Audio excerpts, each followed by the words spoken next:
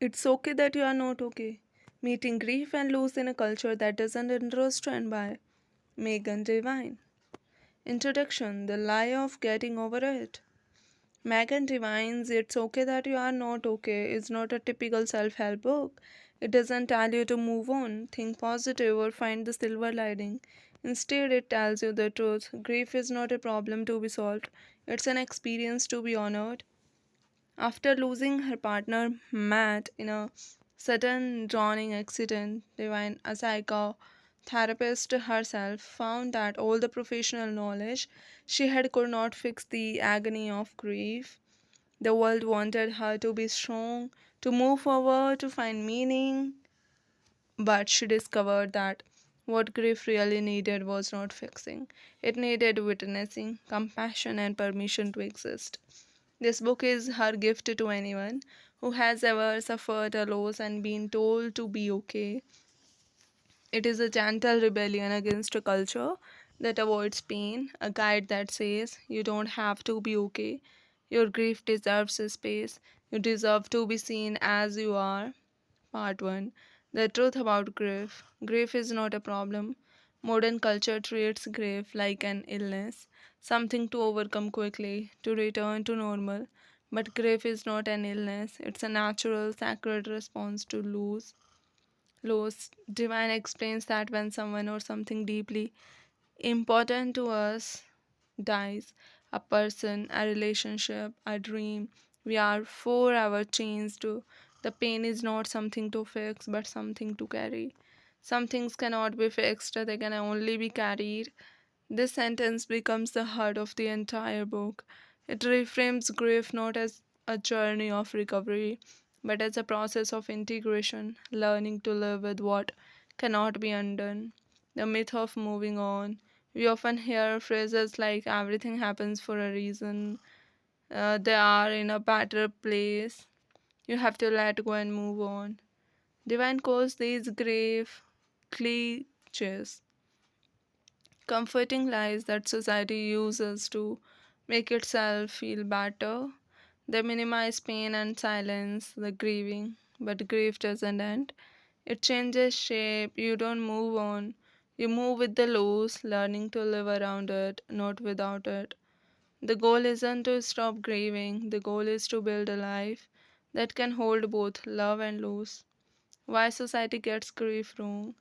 Our culture fears sadness, it worships happiness, productivity, and positivity. So, when someone is in pain, society often tries to cheer them up or fix them because grief reminds everyone of mortality and vulnerability. But real healing doesn't come from denial, it comes from allowing pain its rightful place. Divine rights. We live in a grief illiterate culture. We are taught that pain is a problem to solve rather than a truth to witness. This misunderstanding leaves grievers isolated, ashamed, and pressured to pretend. But grief deserves the opposite: honor, patience, and safe companionship. Part 2: The Experience of Grief. The disorientation of loss. After a major loss, everything changes. Time feels broken, ordinary tasks become unbearable, and identity itself feels shattered. You wake up each day in a world that doesn't make sense anymore. Divine calls this the afterworld, the strange, silent landscape where the old life is gone and the new one hasn't begun. She writes, Grief rearranges your world. You don't get to choose what changes, it just happens. This disorientation isn't madness, it's the natural chaos of heartbreak. The body in grief. Grief is not only emotional, it's physical. People feel exhausted, heavy, restless, or numb. Some experience digestive problems, brain fog, or insomnia. Divine explains this through biology. Grief activates the stress and attachment system of the brain. The body literally experiences separation as danger, the loved one's absence, becomes a physiological wound. So instead of asking, why am I so tired? Or why can't I think straight? She encourages compassion. Your body is doing grief. It's not a weakness, it's the wisdom of your biology trying to protect you. The emotional storm. Grief comes in waves: rage, guilt, numbness, disbelief, yearning. These are not stages to complete, but natural responses that may repeat endlessly. Divine rejects the old five stages of grief model: denial, anger, bargaining, depression, acceptance. Real grief doesn't follow a neat timeline. Instead, she calls it a landscape: vast, uneven, unpredictable. You don't pass through grief like a tunnel, you live in it. Some days the air is clearer, some days it's hard to breathe. Both are normal. Part 3: How to Live with Grief. Permission to feel. One of the divine's strongest messages is you are allowed to feel what you feel. There's no right or wrong way to grieve, no timeline, no checklist. Tears, silence, laughter, anger, all are valid. Trying to suppress grief only makes it louder, but when you allow yourself to feel it without judgment, it becomes more bearable. She writes, you don't need to heal your pain to be whole. You are whole inside your pain. The power of bearing witness. Healing doesn't come from advice, it comes from being seen. Divine introduces the idea of witnessing grief, the act of sitting beside someone in pain without trying to fix them. For friends or family, this means saying things like, I see how much this hurts. I'm here with you. I don't know what to say, but I won't leave. These small acts of presence are sacred. Compassion is not about taking away pain, it's about walking through it together. How to handle unhelpful people. Divine acknowledges that many people will say the wrong things, not out of cruelty, but ignorance. You may hear, at least they are not suffering. Time heals all wounds. You should focus on gratitude. She teaches readers to protect themselves with boundaries and self compassion. It's okay to walk away from people who can't handle your pain.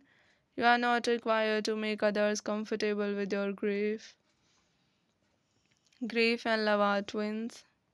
One of the book's most beautiful truths is that grief is love, made visible through loss. The deeper the love, the deeper the grief. Trying to erase grief would mean erasing love itself. Grief and love are forever intertwined. You cannot have one without the other. So the task is not to stop grieving, but to learn to carry love and sorrow together, to let them coexist in your heart. Part 4: Integrating the loss, making a home for grief. Over time, grief doesn't disappear, it finds a place inside you. Divine calls this making a home for grief. It means learning to live with the absence, to honor the person or dream you lost without trying to replace them. This might include creating rituals of remembrance, keeping objects or letters, taking to your loved one aloud, talking to your loved one aloud, allowing joy to return naturally, not forced. You don't get over the death of someone you love, you learn to live with it. The way an amputee learns to live with a missing limb. The myth of closure. Closure is one of society's most damaging myths. There is no final moment where you are done grieving. Instead, grief becomes woven into the story of who you are. You do not close the door on grief, you learn to live in the house it built, finding meaning without forcing it.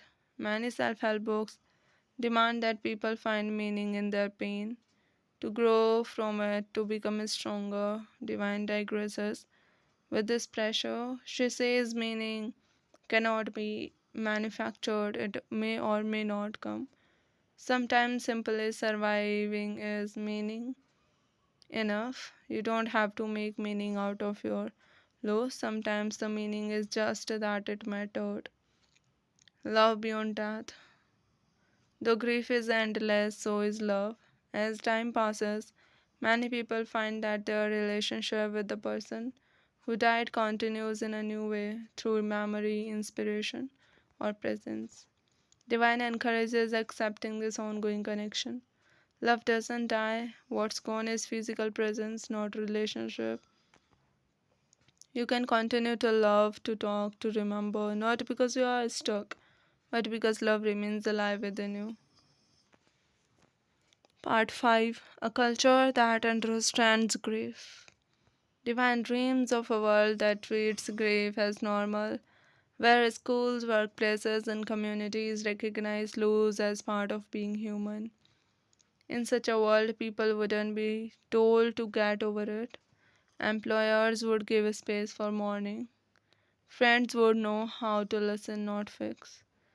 She believes that by embracing grief collectively, we build empathy and depth, the very qualities that make humanity real. Grief is the price of love, and love is what makes life worth living. Key lessons and insights. Grief is not a problem to solve, it's love surviving loss. You don't have to move on, you move with your grief. Healing means making a space for both sorrow and life. Witnessing pain is more powerful than fixing it. You are allowed to grieve in your own way, in your own time. Memorable quotes. Some things cannot be fixed, they can only be carried. You don't need to be rescued from your grief, you need to be allowed to have it. Grief is not a problem to be solved, it's an experience to be carried. You are not broken for feeling this way, you are human. Love doesn't end when someone dies, it changes form.